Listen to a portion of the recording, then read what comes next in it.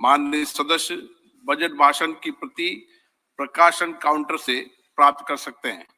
आपको ये भी सूचित किया जाता है कि माननीय मंत्री द्वारा बजट प्रस्तुत किए जाने के पश्चात उसे मेंबर पोर्टल पर भी उपलब्ध करा दिया जाएगा। माननीय वित्त मंत्री जी।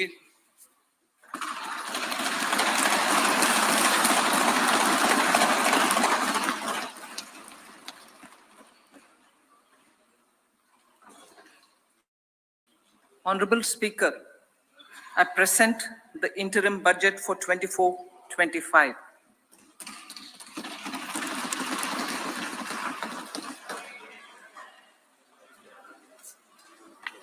The Indian economy has witnessed profound positive transformation in the last 10 years. The people of India are looking ahead to the future with hope and optimism. With the blessings of the people, when our government, under the visionary and dynamic leadership of Honorable Prime Minister Shri Narendra Modi, assumed office in 2014, the country was facing enormous challenges. With Sabka Saath, Sabka Vikas as its mantra, the government overcame those challenges in right earnest. Structural reforms were undertaken. Pro-people programs were formulated and implemented promptly. Conditions were created for more opportunities for employment and entrepreneurship. The economy got a new vigor. The fruits of development started reaching the people at scale. The country got a new sense of purpose and hope. Naturally, the people blessed the government with a bigger mandate. In the second term, our government, under the leadership of Honorable Prime Minister, doubled down on its responsibilities to build a prosperous country with comprehensive development of all people and all regions. Our government strengthened its mantra to Sabka Saath, Sabka Vikas, and Sabka Vishwas. Our development philosophy covered all elements of inclusivity, namely social inclusivity through coverage of all strata of the society, and geographical inclusivity through development of all regions of the country. With the whole of nation approach of Sabka Prayas, the country overcame the challenges of once in a century pandemic, took long strides towards Atmanirbhar Bharat, committed to Panch Pran, and laid solid foundations for the Amrit Kal. As a result, our young country has high aspirations, pride in its present, and hope and confidence for a bright future. We expect that our government, based on its stupendous work, will be blessed again by the people with a resounding mandate.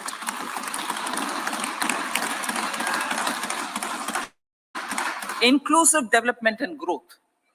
Our humane and inclusive approach to development is a marked and deliberate departure from the earlier approach of provisioning up to village level.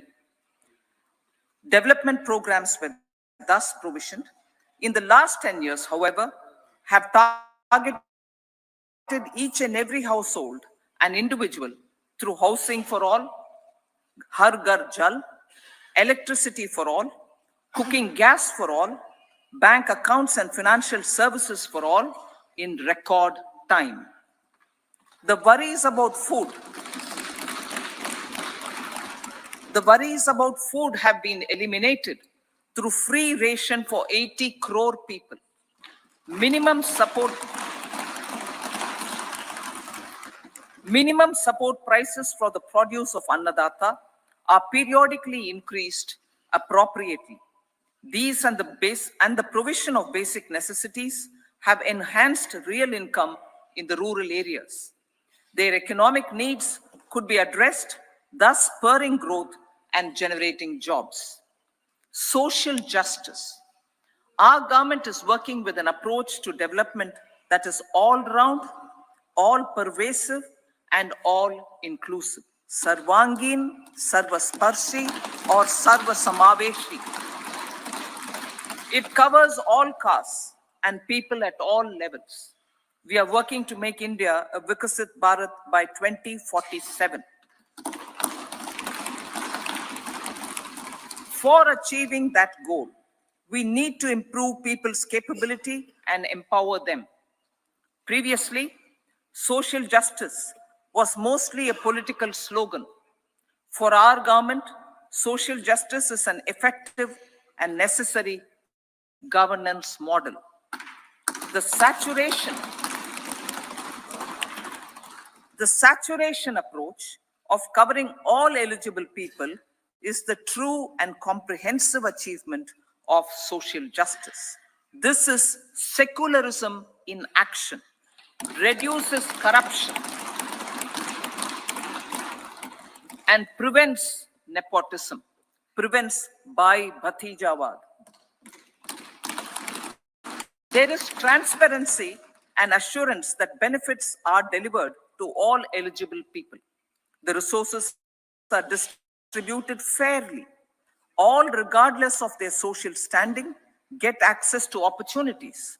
We are addressing systemic inequalities that had plagued our society.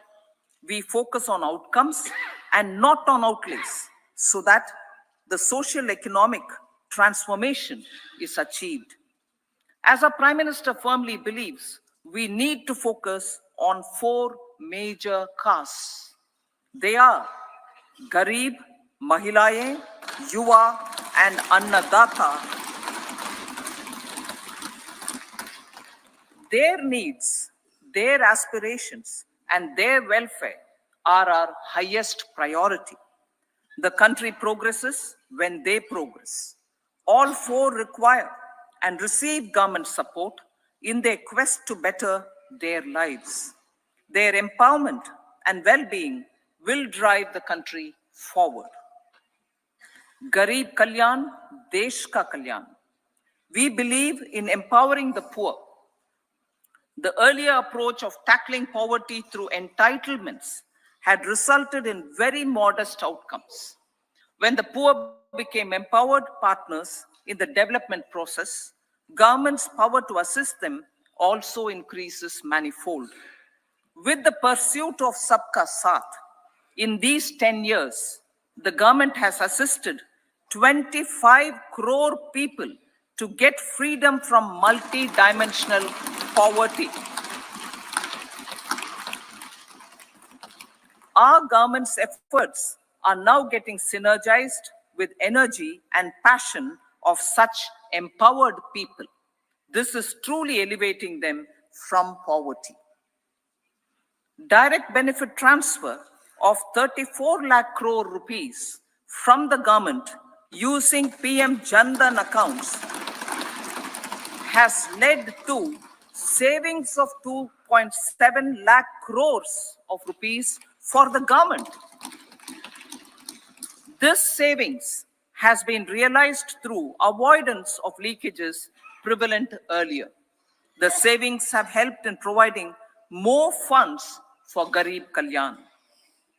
PM Swanidhi has provided credit assistance to 78 lakh street vendors. From that total of 78 lakh street vendors, 2.3 lakh have received credit for the 3rd time. PM Janman Yojana reaches out to the particularly vulnerable tribal groups who have remained outside the realm of development so far. PM Vishwakarma Yojana provides end-to-end support to artisans and craftspeople engaged in 18 trades. The schemes for empowerment of Divyangs and transgender persons reflect firm resolve of our government to leave no one behind. Welfare of Annadata. Farmers are our Annadata. Every year under PM Kisan Samman Yojana, direct financial assistance is provided to 11.8 crore farmers, including marginal and small farmers. Crop insurance is given to 4 crore farmers under PM Fasal Bima Yojana. These, besides several other programs, are assisting Annadata in producing food for the country and for the world. Electronic National Agricultural Market has integrated 1,361 mandis and is providing services to 1.8 crore farmers with trading volume of 3 lakh crores of rupees. The sector is poised for inclusive, balanced, higher growth and productivity. These are facilitated from farmer-centric policies, income support, coverage of risks through price and insurance support, promotion of technologies and innovations through startups.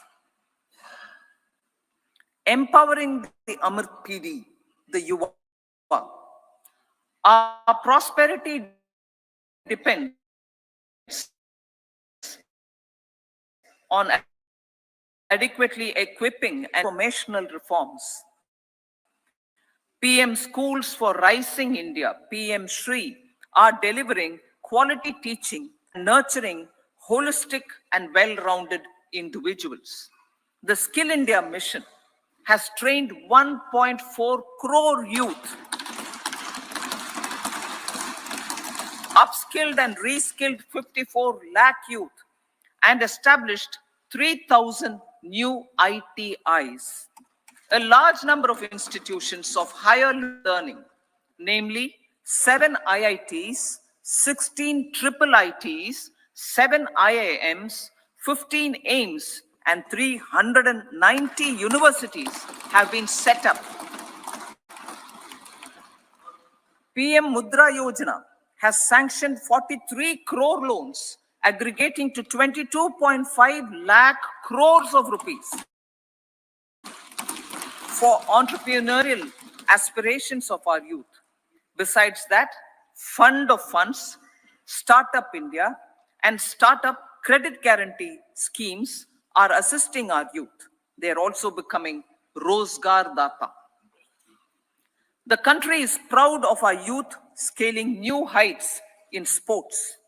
The highest ever medal tally in Asian Games and Asian Para Games in 2023 reflects a high confidence level.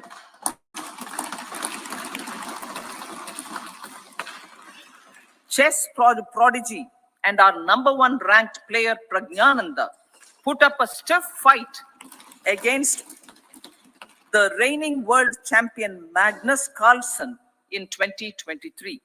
Today, India has over 80 chess grandmasters compared to little over 20 in 2010. Momentum for Nari Shakti. The empowerment of women through entrepreneurship, ease of living, and dignity for them has gained momentum in these 10 years.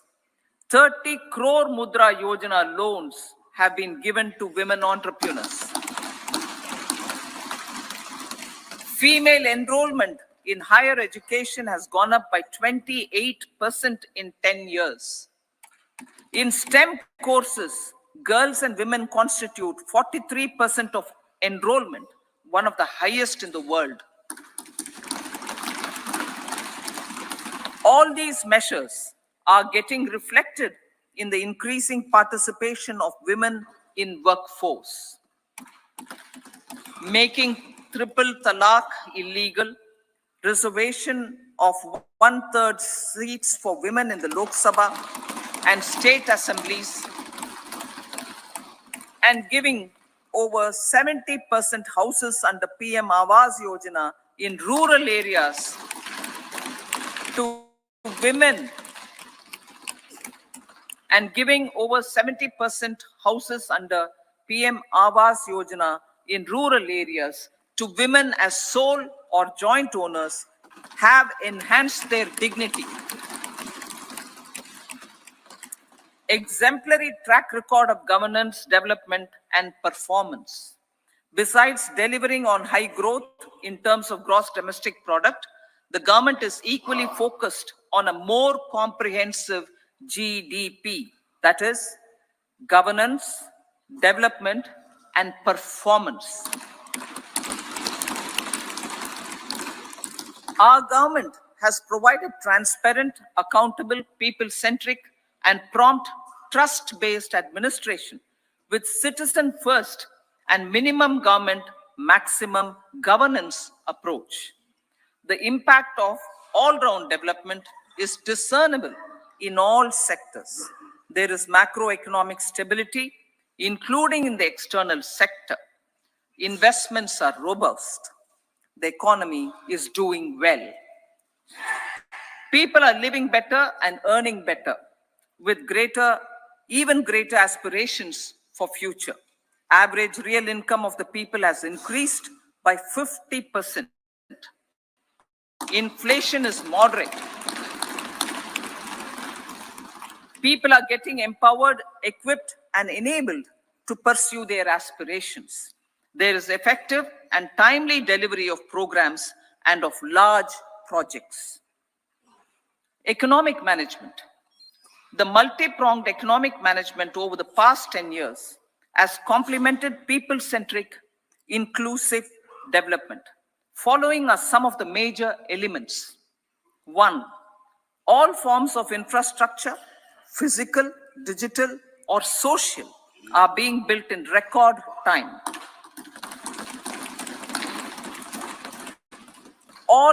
Number 2, all parts of the country are becoming active participants in economic growth. Number 3, digital public infrastructure, a new factor of production as if in the 21st century, is instrumental in formalization of the economy. Number 4, goods and services tax has enabled one nation, one market, one tax. Tax reforms have led to deepening and widening of tax base. Number 5, strengthening of the financial sector has helped in making savings, credit, and investments more efficient. Number 6, GIFT, IFSC, and the Unified Regulatory Authority, IFSCA, are creating a robust gateway for global capital and financial services for the economy.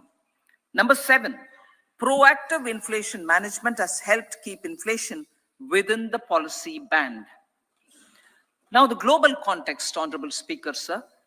Geopolitically, global affairs are becoming more complex and challenging with wars and conflicts. Globalization is being redefined with reshoring and friendshoring, disruption and fragmentation of supply chains, and competition for critical minerals and technologies. A new world order is emerging after the COVID pandemic. India assumed the G20 presidency during very difficult times for the world. The global economy was going through high inflation, high interest rates, low growth, very high public debt, low trade growth, and climate changes. The pandemic has led to a crisis of food, fertilizer, fuel, and finances for the world, while India successfully navigated its way. The country showed the way forward and built consensus on solutions for those global problems. The recently announced India, Middle East, Europe economic corridor is a strategic and economic game changer for India and others. In the words of Honorable Prime Minister, the corridor, and I quote, will become the basis of world trade for hundreds of years to come, and history will remember that this corridor was initiated on Indian soil. Unquote.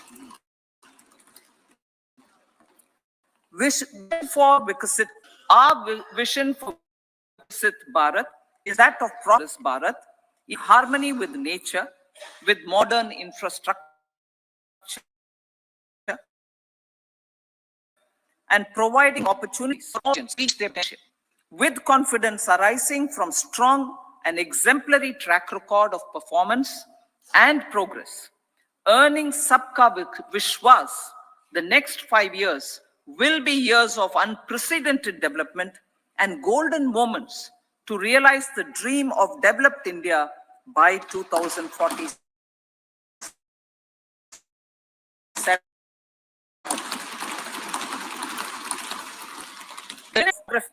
And diversity backed by Sabka Prayas has the potential to fulfill aspirations of every Indian. As Honorable Prime Minister in his Independence Day address to the nation mentioned, as opportunities, the country is capable of reaching the limit, unquote. For Amrit Kal, our government will adopt economic policies that foster and sustain growth, facilitate inclusive and sustainable development, improve productivity, create opportunities for all, help them enhance their capabilities, and contribute to generation of resources to power investments and fulfill aspirations.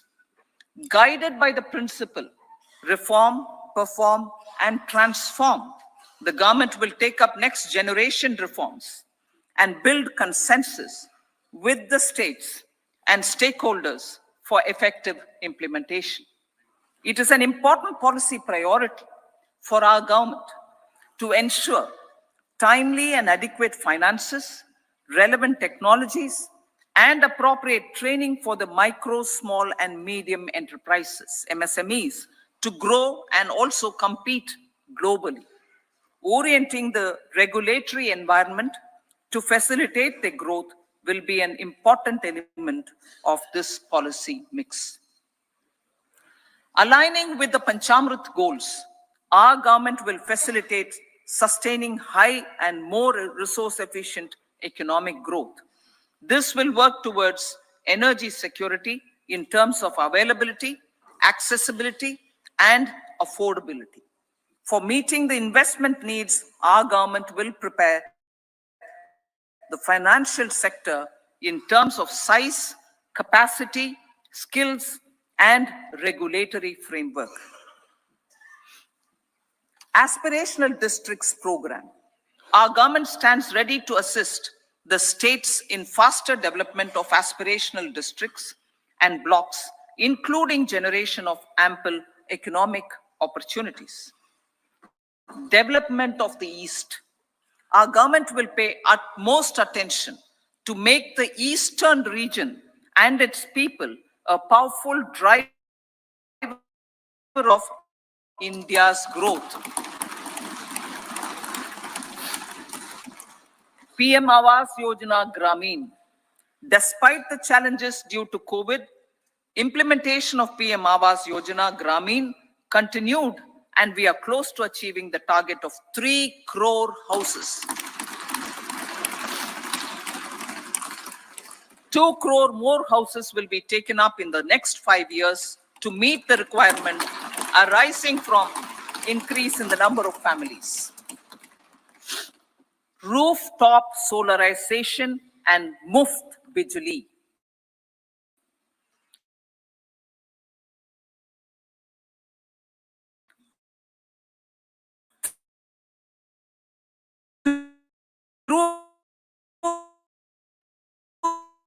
Rooftop solarization, 1 crore households. Scheme follows the resolve of Honorable Prime Minister on the historic day of consecration of Sri Ram Mandir in Ayodhya.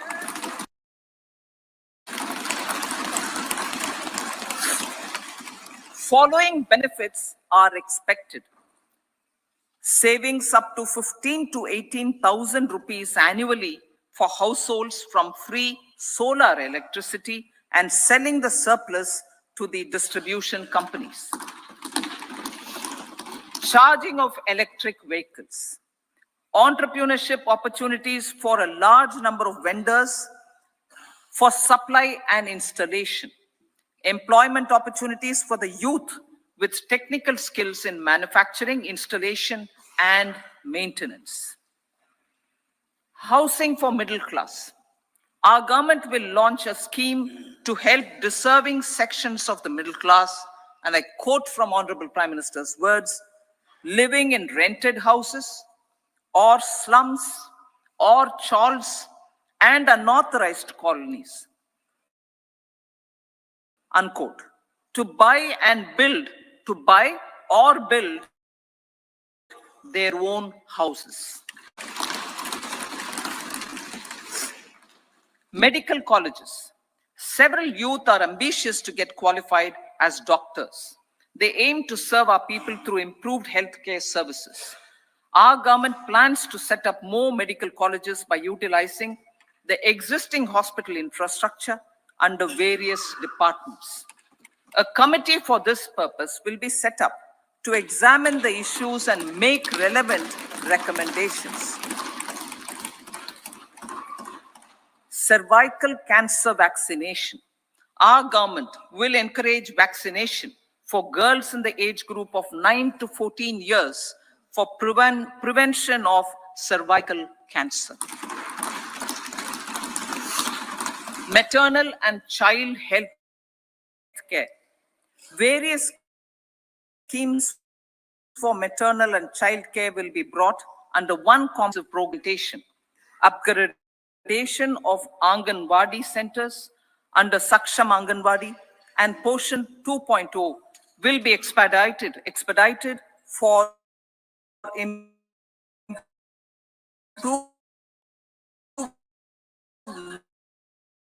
nutrition delivery, early childhood care, and efforts of Mission Indradhanush will be rolled out expeditiously throughout the country. Ayushman Bharat.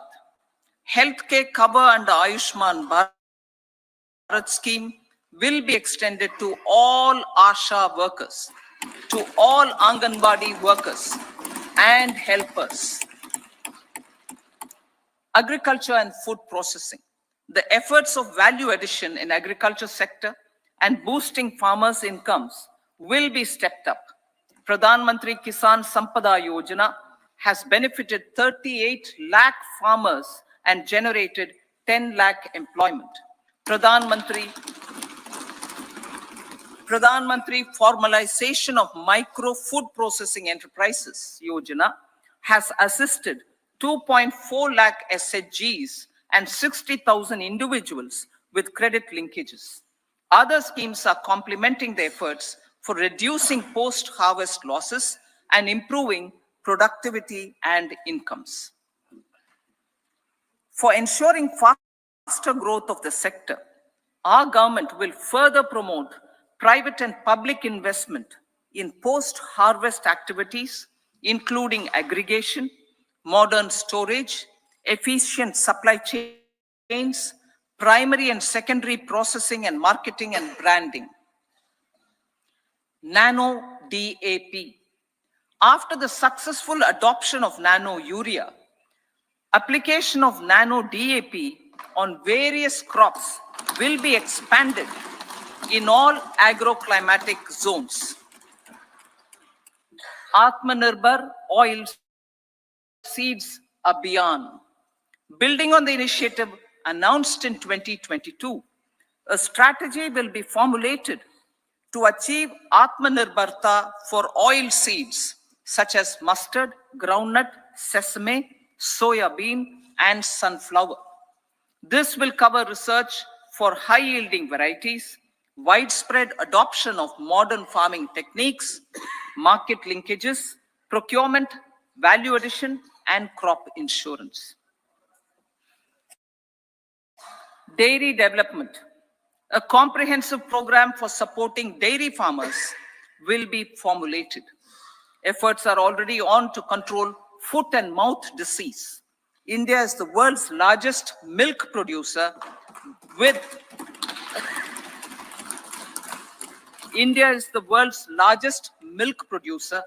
but with low productivity of milch animals. The program will be built on the success of existing schemes such as Rashtriya Gokul Mission, National Livestock Mission, and infrastructure development funds for dairy processing and animal husbandry. Matsya Sampada. It was our government which set up a separate department for fisheries, realizing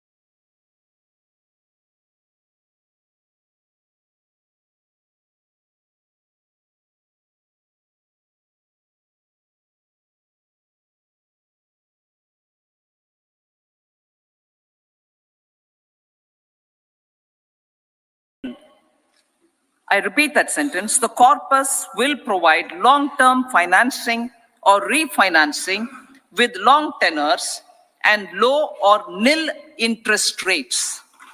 This will encourage the private sector to scale up research and innovation significantly in sunrise domains. We need to have programs that combine the powers of our youth and technology.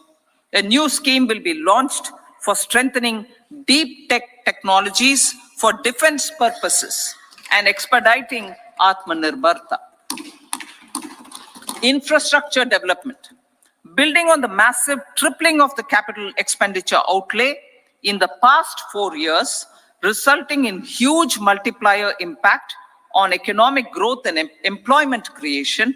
The outlay for the next year is being increased by 11.1% to 11,111 crore rupees. This would be 3.4% of our GDP. Railways. 3 major economic railway corridor programs will be implemented. These are energy, mineral, and cement corridor. Number 2, port connectivity corridors. And number 3, high traffic density corridors. The projects have been identified under the PM Gati Shakti for enabling multimodal connectivity. They will improve logistics efficiency and reduce cost. The resultant decongestion of the high traffic corridors will also help in improving operations of passenger trains, resulting in safety and higher travel speed for passengers. Together with dedicated freight corridors, these 3 economic corridor programs will accelerate our GDP growth and reduce logistic costs.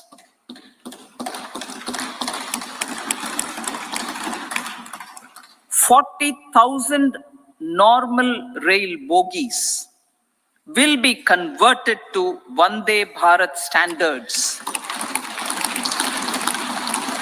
to enhance safety, convenience, and comfort of passengers. Aviation sector. The aviation sector has been galvanized in the past 10 years. Number of airports have doubled to 149.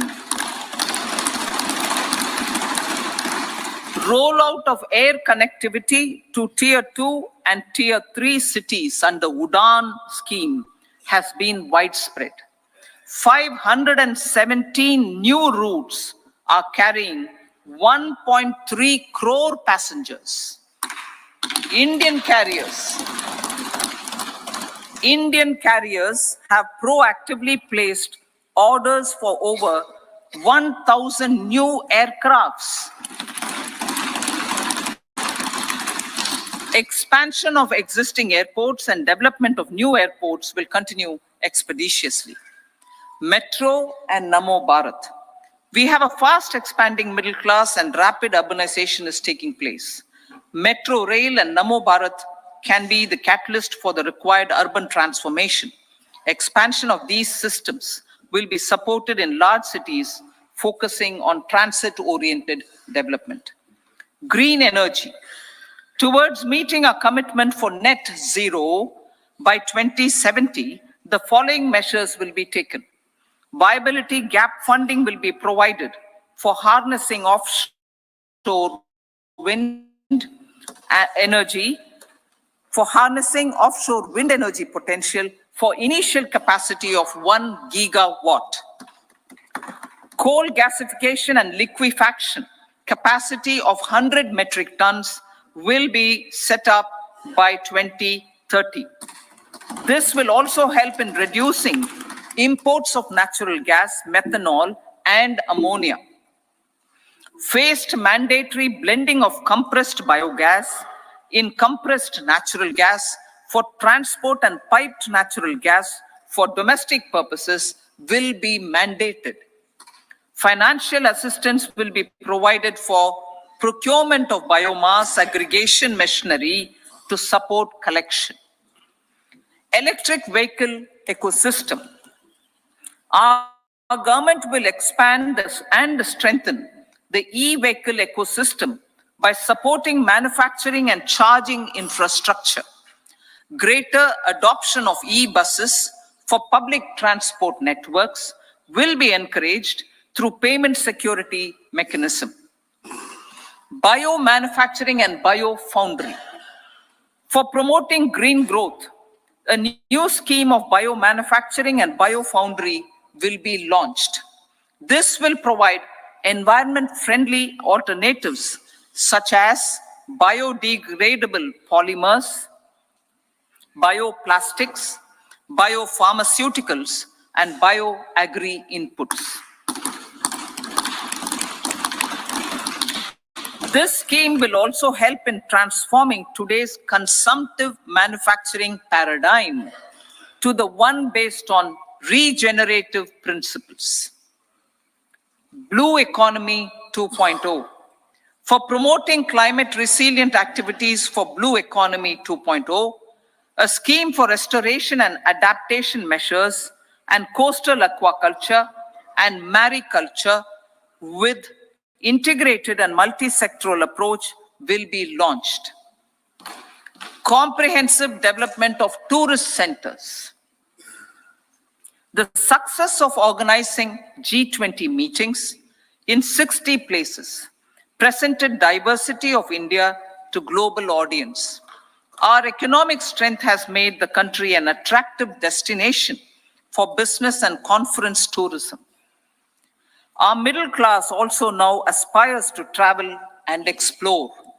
Tourism, including spiritual tourism, has tremendous opportunities for local entrepreneurship. States will be encouraged to take up comprehensive development of iconic tourist centers, branding and marketing them at global scale. A framework for rating of the centers based on quality of facilities and services will be established. Long-term interest-free loans will be provided to states for financing such development on matching basis. To address the emerging fervor for domestic tourism, Honorable Speaker, sir, projects for port connectivity, tourism infrastructure, and amenities will be taken up on our islands, including Lakshadweep. This will help in generating employment also. Promoting investments. The FDI inflow during 2014 to 23 was $596 billion US, marking a golden era. That is twice the inflow during 2005 to 14. For encouraging sustained foreign investment, we are negotiating bilateral investment treaties with our foreign partners in the spirit of First Develop India. FDI is First Develop India. Reforms in the states for Vikasit Bharat. Many growth and development enabling reforms are needed in the states for realizing the vision of Vikasit Bharat. A provision of 75,000 crore rupees as 50-year interest-free loan is proposed this year to support those milestone-linked reforms by the state governments. Societal changes. The government will form a high-powered committee for an extensive consideration of the challenges arising from fast population growth and demographic changes. The committee will be mandated to make recommendations for addressing these challenges comprehensively in relation to the goal of Vikasit Bharat. Amrit Kal as Kartavya Kal. Our government stands committed to strengthening and expanding the economy with high growth and to create conditions for people to realize their aspirations. Honorable Prime Minister in his Independence Day address to the nation in the 75th year of our Republic said, and I quote, "We commit ourselves to national development with new inspirations, new consciousness, new resolutions as the country opens up immense possibilities and opportunities. It was overcome through our economic management and our governance. These have placed the country on a resolute path of sustained high growth. This has been possible through right policies, true intentions, and appropriate decisions. In the full budget in July, Honorable Speaker, our government will present a detailed roadmap for our pursuit of Vikasit Bharat.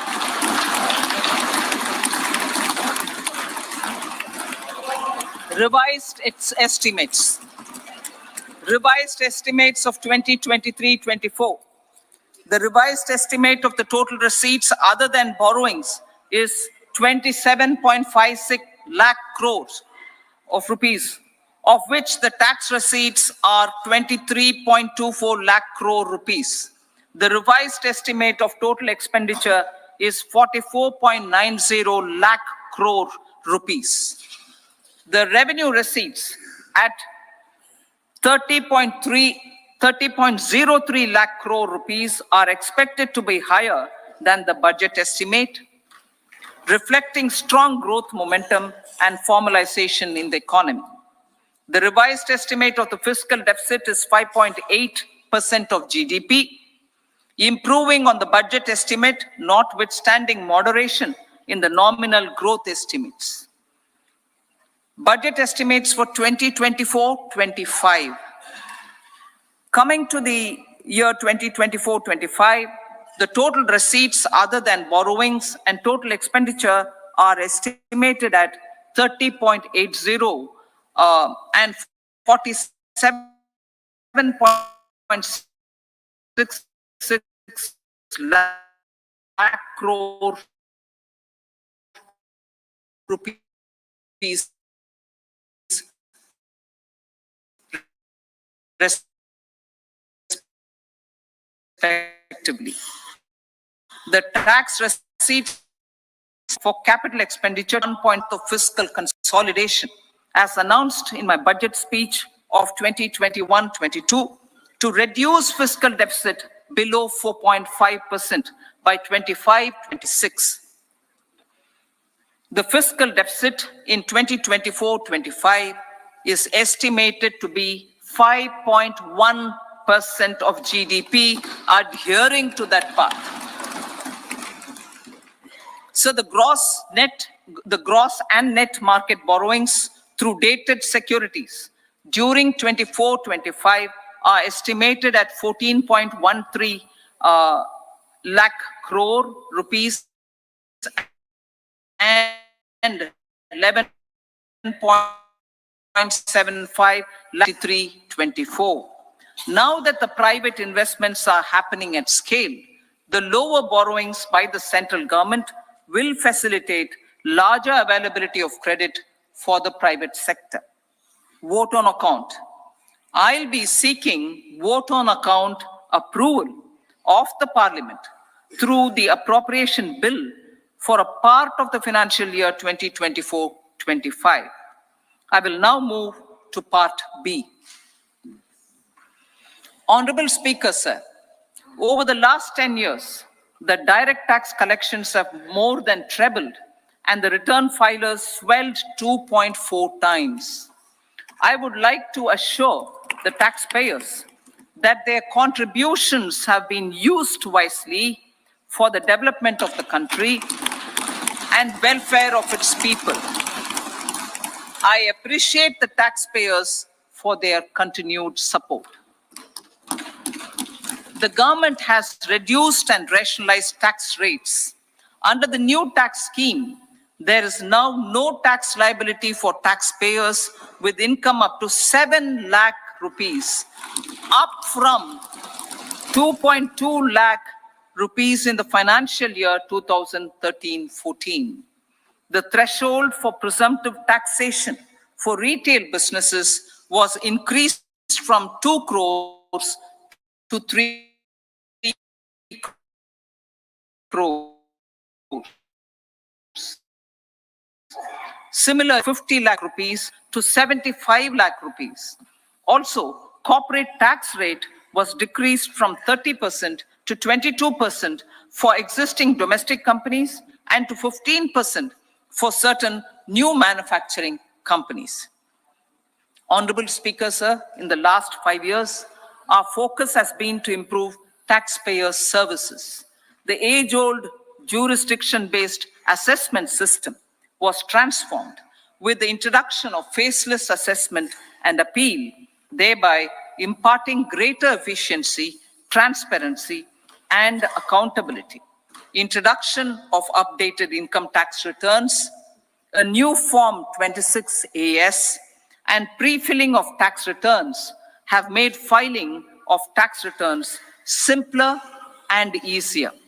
Average processing time of returns has been reduced from 93 days in the year 2013-14 to a mere 10 days this year, thereby making refunds faster. Indirect taxation. By unifying the highly fragmented indirect tax regime in India, the GST has reduced the compliance burden on trade and industry. The industry has acknowledged the benefits of GST. According to a recent survey conducted by a leading consulting firm, 94% of industry leaders view the transition to GST as largely positive. According to 80% of the respondents, it has led to supply chain optimization, as elimination of tax arbitrage and octroi has resulted in disbanding of checkposts at the state and city boundaries. At the same time, tax base of GST more than doubled, and the average monthly gross GST collection has almost doubled to 1.66 lakh crores this year. States too have benefited. States' SGST revenue, including compensation released to states in the post-GST period of 2017-18 to 2022-23, has achieved a buoyancy of 1.22. In contrast, the tax buoyancy of state revenues from subsumed taxes in the pre-GST four-year period of 2012-13 to 2015-16 was a mere 0.72. The biggest beneficiaries are consumers, as reduction in logistic cost and taxes have brought down prices of most goods and services. We have taken a number of steps in customs to facilitate international trade. As a result, the import release time declined by 47% to 71 hours at inland container depots, by 28% to 44 hours at air cargo complexes, and by 27% to 85 hours at seaports over the last 4 years since 2019, when the national time release studies were first acted. Tax proposals. As for tax proposals, in keeping with the convention, I do not propose to make any changes relating to taxation and propose to retain the same tax rates for direct and indirect taxes, including import duties. However, certain tax benefits to startups and investments made by sovereign wealth or pension funds, as also tax exemption on certain income of some IFSC units, are expiring on 31/3/2024. To provide continuity in taxation, I propose to extend the date to 31/3/2025. Moreover, in line with the government's vision to improve ease of living and ease of doing business, I wish to make an announcement to improve taxpayer services. There are a large number of petty, non-verified, non-reconciled, or disputed direct tax demands,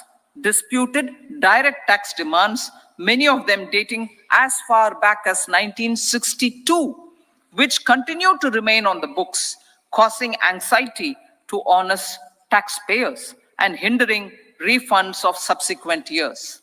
Honorable Speaker, sir, I propose to withdraw such outstanding direct tax demands up to 25,000 rupees pertaining to the period up to financial year 2009-10 and up to 10,000 rupees for financial years 2010-11 to 2014-15.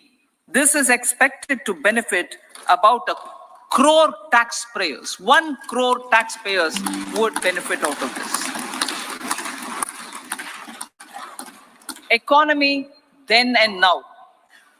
In 2014, when our government assumed the reins, the responsibility to mend the economy step by step and to put the governance systems in order was enormous. The need of the hour was to give hope to the people, to attract investments, and to build support for the much needed reforms. The government did that successfully, following a strong belief of nation first. The crisis of those years has been overcome, and the economy has been put firmly on a high, sustainable growth path with all-round development.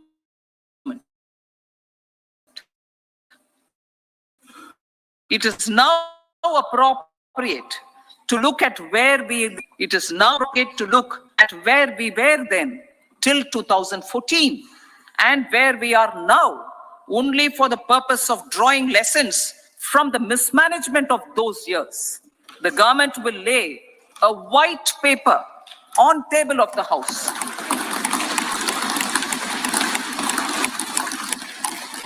The exemplary track record of governance, development and performance, effective delivery and Jan Kalyan has given the government trust, confidence and blessings of the people to realize whatever it takes.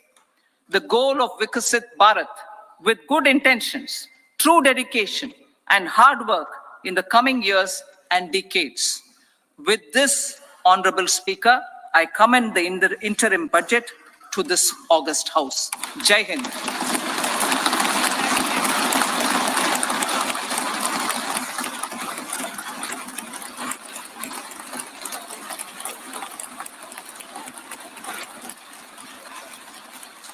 Item number 2, Shrimati Nirmala Sitharaman ji.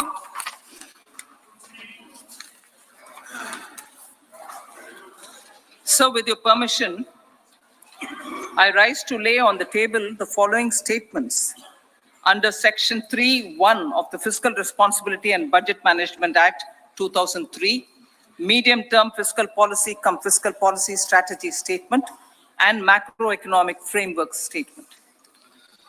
Item number 3, Shrimati Nirmala Sitharaman ji. Sir, with your permission, I rise to move for leave to introduce the Finance Bill 2024. प्रश्न ये है कि विधेयक को पुनर्स्थापित करने की अनुमति प्रदान की जाए। जो सदस्य इसके पक्ष में हाँ कहें, जो सदस्य विरोध में ना कहें। मेरे विचार में निर्णय हाँ वालों के पक्ष हुआ, हाँ वालों के पक्ष हुआ। माननीय मंत्री जी विधेयक को पुनर्स्थापित करें। Sir, I introduce the bill. सभा की कार्रवाई शुक्रवार दिनांक 2 फरवरी 2024 को प्राप्त 11 बजे तक के लिए स्थगित की जाती है।